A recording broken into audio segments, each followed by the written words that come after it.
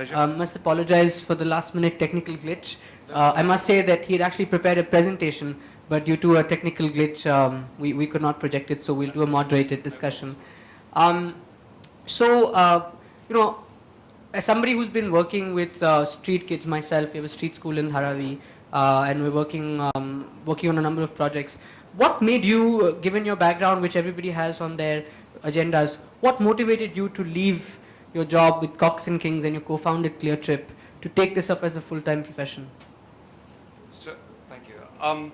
I think, you know, I arrived in India nearly 18 years ago, and you know, when you're a foreigner and you get off the plane, the immense, this visual dichotomy that you suddenly get hit with. You know, you're walking into a city where you have, I think there are about 25 million people here, and it's a city which has probably half that live in the slums and on the streets and half that don't. I guess, you know, because I come from outside that environment, it had a huge impact on me.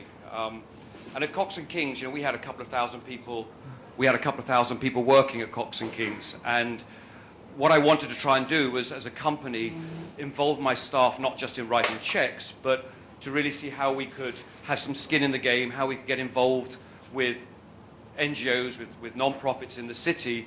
We had great finance people, marketing, communication, etc. How could we build the capacity of the existing sector rather than just write, as I said, these donation checks? So I went out and talked to about 25 different non-profits back in 1998 and realized that we have a very different vocabulary. I think it was very hard in those days to find charities that wanted any form of interaction with.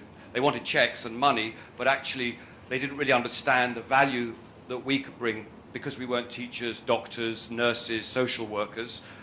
So it was very hard, you know. And you know, I think, you know, what in those days, you know, what really dawned on me, which is still really how Magic Bus live their sort of their DNA at the moment, is that I also found out in India that there is actually quite a lot of infrastructure. There's quite a lot of resources available to people in India.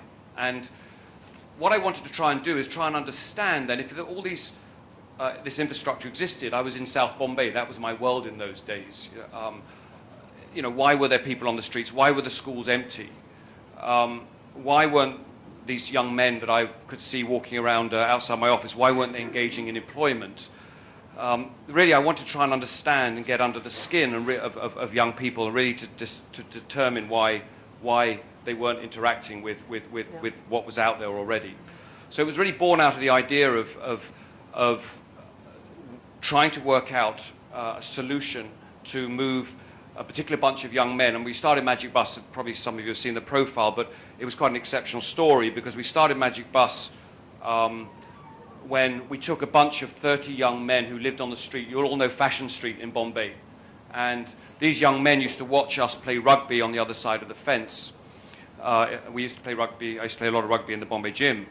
And I decided that I'd take these 30 young men and start a rugby team, be their coach, be their role model, be their mentor, and really start to understand why they lived on the street in Fashion Street. And we both went on a journey for 2 years, I as their coach and role model, and these 30 young boys really significantly changing their own lives. And I do say that in many ways was the epiphany for me, was how young people, when they're given the opportunity, can have the ability to change their own lives when they're shown that opportunity and given that opportunity. You've obviously been working with youth from lower income groups, which is great because that is actually young India. You know, people like us, we live in a bubble. We're sitting at the White Owl, we have some fancy drinks afterwards, and we go in our air-conditioned cars to school. I have a two-part question. Why do you think, from your experience as an outsider, do more urban young people not participate in efforts towards making real, tangible, positive impact, social impact? That's my first question. And second is, what is your idea? How can this whole structure of making a difference change to involve more urban youth? Because growth and development must be inclusive. I hope you agree. So, you know, one of the first lessons we had at Magic Bus was that these 30 rugby boys, and I'll allude back to them because it'll answer your question, their payment to me was that every weekend we'd hire a bus and we'd go into the slums and we'd pick 30 to 50 younger children from that slum and take them off on this amazing holiday for a weekend. and this became known as the magic bus. And the lesson there I learned very quickly was, and the premise was that these rugby boys would become the role models, the mentors of the 50 young children we were taking away with us. I wouldn't get involved in that. And that's the model we have in Magic Bus today. We have, I think, 700 staff that we pay, but under that is a delivery mechanism of 10,000 young people that give up their week. They give 10 hours a week, free of cost, to deliver a curricula to children living within their own community. And this was, I had my Western filter on here and thought, why would young people, who are living in absolute, just disgraceful poverty, why would they do this? Last year, we lost just 4% of our 10,000 young people. These are 18 to 25-year-olds who work, on a contract for 3 years, 10 hours a week. And I think we underestimate young people often as well. I think, when you show people opportunity, they don't want to be poor. They don't want their community to be poor. And they are so determined to actually take responsibility. They have a lot of empathy. You give them these skills. One of our biggest problems at the moment is they want to do more and more communities. They want to give more time, and it's becoming a bit of an issue for us with our growth. But I think the first lesson I'd learned is that young people, once you empower them, actually want to shift their own circumstance. Yeah. Why India has this unique problem is because in India we have a unique problem. And I often talk about a situation we have in India which the world has never seen before. In the next 15 years, our workforce will bulge by 240 million people. That is compared to 7 million in China. So we have this wall of young people about to hit the job market. At the moment, in India, 2 years ago, the stats were out, 12 million people looking for work, only 5 million people got work. So I think the big problem in India is volume and people, and this, as I say, we talked about the demographic dividend, which, if we're not careful, I think actually is sliding into a great deficit. Coming to the next question, the most important. So Magic Bus has been fairly well endowed with corporate support, and I really am happy for a movement like this that is being supported. But another truth is that a lot of young people, including ourselves, we've ever since started off trying to make a difference. But the road has never been easy to garner funds. So in this audience, you have a lot of young people representing NGOs they've founded or they work for. What are your tips for them to raise funds successfully? Well, I think for a start, the picture is really good in India. At the moment, the retail, what we call the individual philanthropy, your Joe average on the street gives at the moment $1.6 million a year, and that is predicted to go up by 8-fold in the next 6 years. So we're on a good curve for people actually giving. Corporates as well, actually, funny enough, they also give about 1.6 billion. With this new CSR bill, 2% going in, again, we're talking about 8, 9, 10-fold increases in the next couple of years. So the positive thing is that the money is out there and people are certainly becoming more philanthropic personally, and companies are understanding CSR better, and I think that will be a significant shift.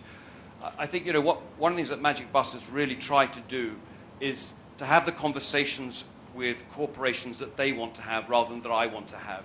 So what's really crucial, I think, when you're talking to organizations is, first of all, when you go in the front door, know what they do, know what they want to achieve, be part of that value chain that they have generally published on their websites or people within that organization, and offer them some value back. Help them solve what they're trying to solve. So it might be employment. It might be an employment issue. So how can you help build value within the product that you have or the program that you run that's going to help them get to solving a particular stated issue that they have? Do you think the fact that you're white makes it easier for you to convince corporates to give you money? No, it's fine. It's a very good question. I think it runs two ways actually. Magic Bus, it definitely helped. Everyone's still muttering about this, right? Yes, that's fine. Mera biwi Hindustani hai. Okay, so I fully have this conversation all the time. So, and I also say Mera biwi saab se sundar hai, which is the 2 sentences I know in Hindi. I think that it helped to start with. Actually, less because I'm white, but more because I come from a corporate background. Right. And I think, being able to have a conversation with someone about where their money's going, what sort of reporting are we going to be able to do. So don't for 1 minute think because I'm white we get more money. It's probably more the conversation we have. Magic Bus actually does 330,000 children every week now. And our objective in the next 3 years is to get to 1 million children. And the reason we say 1 million, and 1 million in India is insignificant in terms of that actually what you're achieving. So people say, why 1 million? And our objective is to get to 100,000 children in every state so that we can advocate and sell to the government. Because we know that if I go to them with a program of 1,000 or 2,000 children, they'll turn around and laugh and say, well, we've got 30 million children in our state. What are you going to do? How does it work? So we've managed to integrate that in 4 states now. Our curricula is now part of some state curricula. And the reason I say that is that actually it starts to become a disadvantage being a foreigner, and quite rightly so, when you have to start talking on national state platforms. It's important, I think, to be Indian.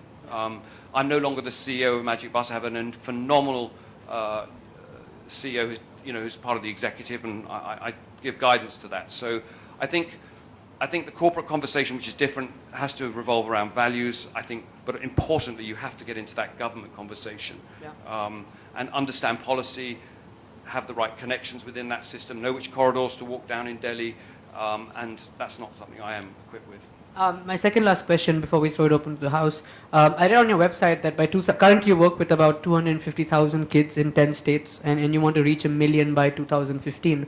How do you as Magic Bus manage the equilibrium between scale and depth? Because I have come across many NGOs who say we work with X million and Y million, but when you actually scratch the surface, it's just numbers. So Magic Bus, we state actually that we work with 330 now, and the 330 that we work with, we state that figure only because we can measure. And we have every one of the 330 on a database, and they're with us for 10 years. Our program is Childhood to Livelihood, so it's a mentoring program all the way through. So we keep very robust metrics in place for that child. So what's the question? Sorry, how do you manage the equilibrium between scale and depth? Perfect. So I'm fairly vociferous about this, but I think in India, we have a problem. We have 3.5 million charities in India. 3.5 million. And most of them inactive. The absolute number of people living in poverty today was more than it was yesterday. So we're not winning, we're losing. And I think what's really important is that we really start looking at how we tackle, in our case, poverty. And I think the way you do that has to be through aggregation and scale and collaboration. I think, the way that I view the world, Magic Bus has probably 2,000 different partnerships with NGOs and state. We view the world that, to get a child out of poverty, 20 things need to happen, and you need 20 people that are good at something, whether it's education or health or livelihood. You have to partner with those people to make that happen. And I think, so I think that the issue of scale is more pertinent an issue than any other country in the world. And I think that, I often ask people actually in this room, can you name 5 Indian indigenous NGOs that have scaled, or that their brands, and invariably you'll get sort of the Prathams and the Akshapatras and maybe potentially a Magic Bus, but it's really quite bad that we aren't able yet to create our own organizations that have been able to manage to operate at scale. And I think it's absolutely crucial if we're going to win the war on poverty. My last question, which is related to a question that I asked earlier, that a bunch of us are working on this idea of making a difference a cool, fun and rewarding process to invite more urban college kids. For example, I come from Jai Hind College, and we have a bunch from HR and other colleges. So, I must share the story with you that St. Xavier's College has made 60 hours compulsory, only then you get a degree. Now, a lot of kids argued that why compulsory? But do you think that you have to make this whole system a bit more relevant to young people for more to participate, and if so, how? Because absolutely, I didn't want to start Magic Bus. I would have much rather in those days have found an NGO that was willing to accommodate the skills, and we started Magic Bus and rugby because I could do it after work, and I could do it in the weekends. And I definitely think it's still a big issue of accessibility. And, you know, trying to involve, you know, organizations like ours, understanding how we can involve. Because it's you know, if we're looking at 1 million children, it's only half of the equation, or a fraction of the equation of solving something. I need to also change the perspectives and views of everyone around our organization. So it's no point me getting 1 million kids into livelihoods and employment if the environment around doesn't accept those young people for the journey they've been on. So it has to be a very engaging one. I don't think we're doing enough, of course. How we do it is a really loaded question, actually. I think some things we're doing is really starting to talk a lot more to the youth outside the Magic Bus program and understand how and what we have this thing called a youth barometer, which basically asks youth in Magic Bus and outside Magic Bus what they want. In fact, actually, I'll just say one last word on that, because it is a very important thing that we're dealing with in India, is if I was to ask a lot of 18-year-olds in this room, 18 to 21-year-olds in this room, what they want to do when they grow up and when they get a job, what's very interesting at the moment is that the work we do with the surveying of our youth who live in marginalized and below the poverty line is that invariably they want very similar things to what you guys want in this room. You know, the advent of technology such as mobile phones, Facebook, Twitter, televisions, etc., have given such incredible access to information to the poor that actually their aspirations, their dreams are becoming very similar to what we would call as a traditional middle class. And here lies the challenge that India has in the next 10 years, because we're bringing a generation of people who do live in poverty into that environment of workforce expectations. And at the moment, we're very, very ill-equipped. You can imagine hundreds of millions of people are expecting to have an office job, a car, a passport, all the things that you guys aspire to. They're starting to think the same way. So sorry, that was just an adjunct, but yeah. Thank you. I'll throw it open to the floor. Any questions for Matthew? Yeah, one. Why don't you pass?